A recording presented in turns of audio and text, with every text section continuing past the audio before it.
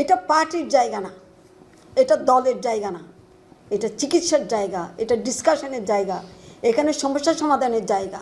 সেটা যেই দলেরই হোক না কেন, তার কাজ সরকারের থেকে বেতন নেন, বেতনটাকে জায়েজ করেন। আপনারা বলেছেন ডাক্তারদের রুম হয়েছে, নার্সদের রুম হয়েছে। আমি আপনাদেরকে অনুরোধ করব, এই জায়গাগুলোকে কখনো পার্টির অফিস বানাই ফেলেন না। এটা পার্টির জায়গা না, এটা দলের জায়গা না, এটা চিকিৎসার জায়গা, এটা ডিসকাশনের জায়গা, এখানে সমস্যা সমাধানের জায়গা। সেটা যেই দলেরই হোক না কেন, তার কাজ সরকারের থেকে বেতন নেন, বেতনটাকে জায়েজ করেন। অনেকেই যেটা করেন, যাদেরকে বাইরে বাইরে পোস্টিং দেওয়া হয়েছে, একদিন যান,